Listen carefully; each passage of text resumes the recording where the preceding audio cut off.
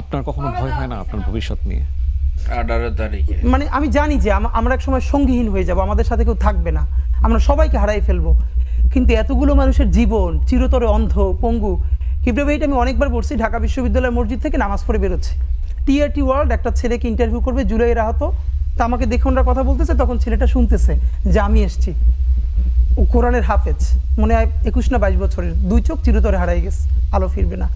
তা আমার কাঁধে হাত রেখে বললো কি যে হাদি ভাই, আমার সপ্তাহখানেকের জন্য আমার একটা চোখে একটু আলো ফিরিয়ে দেওয়া যায়? আমি বললাম ভাই 1 সপ্তাহের জন্য কেন? বললো ভাই অন্তত আমার মারে আমার খুব একবার দেখতে মন চাই, আমার মা আমার অনেক নিষেধ করছিল অন্তরণে যাইতে, আমি ফিরে আসার সময় মারে দেখি নাই, আমার একটাবার মন চায় আমার মারে দেখি। তো যারা হাজার হাজার কোটি টাকা পাচার করে বিদেশ চলে গেছে,